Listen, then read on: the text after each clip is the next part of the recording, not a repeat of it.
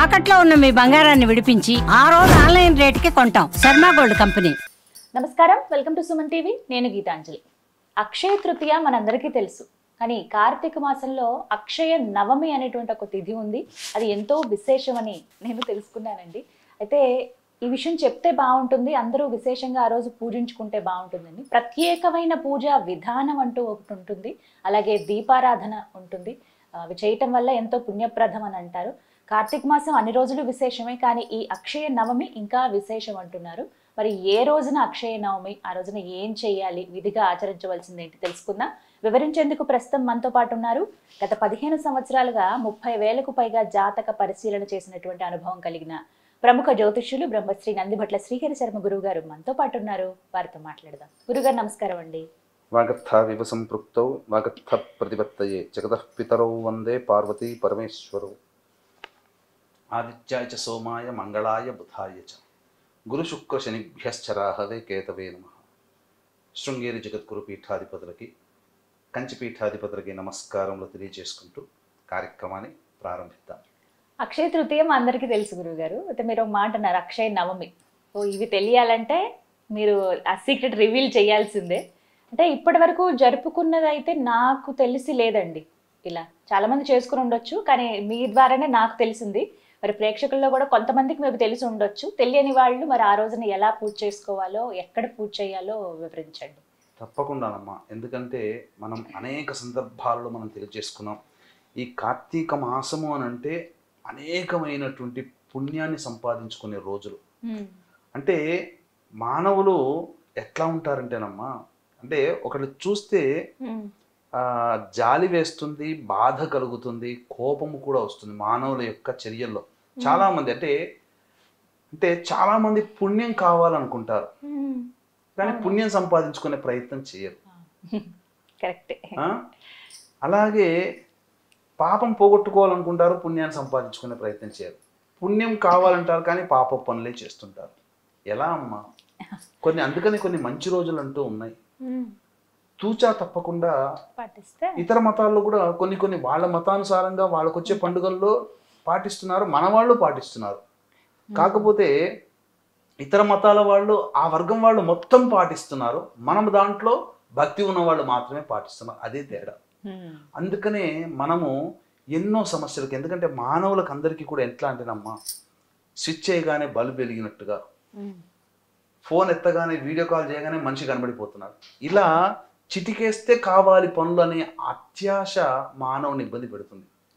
కాబట్టి ఇది కాదమ్మా. అందుకనే అనేక యుగాలుగా మనకు సంబంధించినటువంటి ఎన్నో వ్రత నియమాలు, పూజా విధానాలు మనకున్నాయి. అవి దేశ ప్రాంత ఆచార ప్రకారం కొన్ని చోట్ల ఎక్కువగా చేస్తారు, కొన్ని చోట్ల తక్కువగా చేస్తారు. ఇంతకు ముందు మీరు అన్నట్టుగా అక్షయ తృతీయ గురించే మనకు చాలా ఈ మధ్యనే ఒక 10 సంవత్సరాల్లో బహుళ వ్యాప్తమైంది. అంతకుముందు ఏమున్నాయమ్మా? అక్షయ తృతీయ అంటే ఏదో మామూలుగా ఇంట్లో చేసుకునే చిన్న పూజ, కానీ దాన్ని గొప్పగా చేసుకుంటున్నాం. మంచిదే, తప్పేమీ లేదు. అలాగే అక్షయ నవమి కూడా ఉందమ్మా. ఈ అక్షయ నవమి ప్రధానంగా మనం ఇంట్లో చేసుకునేటువంటి పండుగనే. ఇది నార్త్ సైడ్ లో ఎక్కువగా పాటించేటువంటిది. కాబట్టి ఈ రోజున ప్రధానంగా ఉసిరి చెట్టు దేవత ఆరాధన చేయమని శాస్త్రం. ఎప్పుడు వచ్చిందండి మనకి? ఇది 31వ తారీఖు అమ్మా. 31వ తారీఖు నవమి ఉదయం 9:25 వరకు ఉన్నది. కాబట్టి ఈ లోపలనే ఆ సంబంధించినటువంటి కార్యక్రమం జరిపించుకోవాలి. ఈ యొక్క అక్షయ నవమి రోజునే సత్యయుగం ప్రారంభమైంది, కృతయుగం. ద్వాపర యుగం కూడా ఈ నవమి నాడే ప్రారంభమైందని చెప్పి ఆ సూక్తి ప్రకారమే ఎవరైతే గొప్ప దీర్ఘాయువు కావాలి అని అనుకుంటారో, ఎందుకంటే సత్యయుగం కదమ్మా. సత్యయుగంలో అస్థిగత ప్రాణ, ఎముకలు ఉన్నంత వరకు వాళ్ళ జీవితం. అందుకనే 17,28,000 సంవత్సరాల వరకు వాళ్ళు జీవించారు ఆ కాలంలో. ఆ యుగ ప్రమాణం అంతా. కాబట్టి ఈ యొక్క అక్షయ నవమి రోజునే శ్రీకృష్ణుల వారు 3 అరణ్యాలని ప్రదక్షిణ చేశాడట. అందుకనే ఈ రోజున మీరు బృందావనం మధురలో గనక చూస్తే గిరి ప్రదక్షిణ చేస్తారండి. నిజమే గురువు గారు, గమనించారా మీరు? చేస్తారు. అవును, నవమి రోజునే చాలా మంది వెళ్తుంటారు, ప్రదక్షిణ చేస్తారు. ఎందుకు? కంసుని చంపడం కోసం కృష్ణుడు బయలుదేరినటువంటి సందర్భంగా 3 అరణ్యాలని ప్రదక్షిణ చేశాడు. ఆ దృష్టిగా ఆ విధంగా అప్పటి నుంచి ఆచారంగా వచ్చింది బృందావన పర్వతం. ఆ బృందావనం దగ్గర గోవర్ధనగిరి పర్వతం ఉంది కదా, దాని చుట్టూ ప్రదక్షిణ చేస్తారు. గిరి ప్రదక్షిణ మనకు ఎలాగైతే కార్తీక మాసం అరుణాచలం పౌర్ణమికి ఎలా అయితే ఉంటుందో, ఇలాగే ఈ గిరి ప్రదక్షిణ కూడా కార్తీక నవమి రోజునే చేస్తారు. అంతేకాకుండా ఈ రోజున ఉసిరి చెట్టుని నాటిన, జామ చెట్టుని నాటిన అనంతమైన పుణ్య ఫలితం వస్తుంది. ఈ రోజున లక్ష్మీదేవి విష్ణువు ఉసిరి రూపంలో ఉంటారు. కాబట్టి ఉసిరి చెట్టు కింద శివలింగాన్ని, సాలగ్రామాన్ని పూజ చేసి, అభిషేకం చేసి, అర్చన చేసి ఎవరైతే దానం చేస్తారో వాళ్ళకి ధన ధాన్యాదికి లోటు ఉండదని శాస్త్రం. ఈరోజు పూజ చేసిన ఉసిరి గింజలని ఆకుపచ్చ గుడ్డలో కట్టి ధనాగారంలో కానీ బీరువాలో కానీ పెడితే సంపద వృద్ధి చెందుతుందని శాస్త్రం అమ్మ. కాబట్టి ఈ రోజున కూడా చాలా నియమంగా ఉండమని శాస్త్రం. దీపారాధన చాలా విశేషమైనటువంటి ఫలితాన్ని ఇస్తుంది ఈ యొక్క అక్షయ నవమి రోజున. చాలా మందికి తెలిసింది మీరు అన్నట్టుగా అక్షయ తృతీయ రోజున ఈ సంబంధించినటువంటి ఏదైనా వెండి బంగారం కొనుక్కుంటే సంపద వృద్ధి అవుతుందో, ఈ రోజున కొనుక్కొని పెట్టుకున్నా లేదా ఈ రోజున సంబంధించినటువంటి ఇంట్లో ఉన్నటువంటి బంగారానికి ఆవు పాలతో శుద్ధి చేసి పూజ చేసిన సంపద వృద్ధి అవుతుంది. ఏ బంగారం అయితే కొంటే వృద్ధి అవుతుంది అన్నారో అటువంటి ఆ బంగారాన్ని ఇంట్లో ఆవు పాలతో చక్కగా కడిగి పూజ చేసి అర్చన చేసుకున్న బంగారాన్ని అర్చన చేసుకున్నా అది సంపద 100 రెట్లు అవుతుందని చెప్పి శాస్త్రం. ఈ రోజున ముఖ్యంగా జామకాయని తినాలి, ఉసిరికాయల్ని దానం చేయాలి. ఇది శాస్త్రం. వ్యాసుడు చెప్పాడమ్మా ఈ రోజున. కాబట్టి దీనిని అమలక నవమి అని, అక్షయ నవమి అని ఈ రోజున ఓం నమో భగవతే వాసుదేవాయ అనే మంత్రాన్నైనా జపించవచ్చు, లేదా ఓం ధాత్యై నమః అనే మంత్రాన్నైనా కానీ 9 గంటల 25 నిమిషాల లోపల జపించవచ్చు. దీనికి పూజా విధానం మనకు చెప్పబడి ఉంది. ఏమీ లేదమ్మా, చాలా సింపుల్గా చేసుకునేటువంటిదే. వీక్షించేటువంటి ప్రేక్షకులు కూడా మహిమాన్వితమైనటువంటి క్షేత్రము కాశీ క్షేత్రం. మీ జాతకరీత్యా అనేక రకాల సమస్యలు బాధపడుతూ ఉంటుంటారు.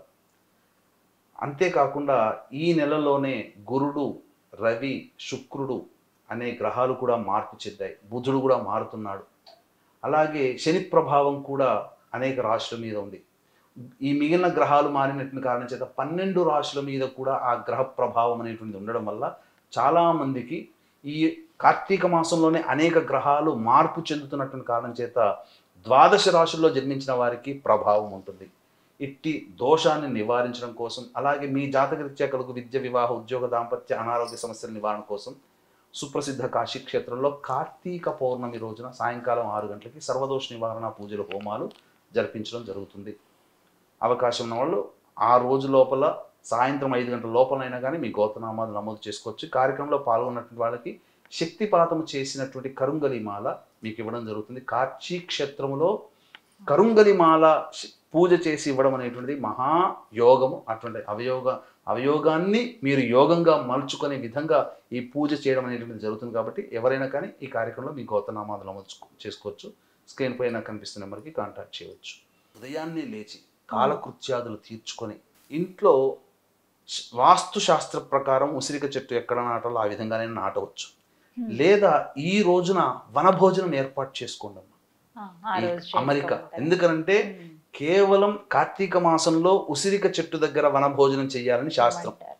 కాబట్టి ఇటువంటి ఉసిరికకు సంబంధించినటువంటి పుణ్య వ్రతము ఆచరించే రోజు ఈ రోజే. కాబట్టి ఈ రోజున ఎవరైతే ఉసిరిక చెట్టు కింద బంధుమిత్రాదులతో కలిసి మొట్టమొదటిగా ఈ సాలగ్రామాన్ని, శివలింగాన్ని పూజ చేసి, అభిషేకము చేసి, అర్చించి, సద్బ్రాహ్మణుడికి దానము చేసి, ఆ బ్రాహ్మణ సమేతముగా అందరూ వనభోజనం ఎవరైతే చేస్తారో వాళ్ళకున్నటువంటి సమస్త పాప రాశి 1 క్వింటాలు దూది పింజలతో ఉన్నదాన్ని ఒక్క చిన్న నిప్పు రవ్వ తగిలితే మొత్తం దగ్ధమైపోతుందో, ఆ రోజు చేసిన చిన్న పుణ్యము వల్ల మీ పాపరాశి అంతా కూడా దగ్ధమైపోతుందని మనకు కార్తీక పురాణంలో చెప్పబడి ఉంది.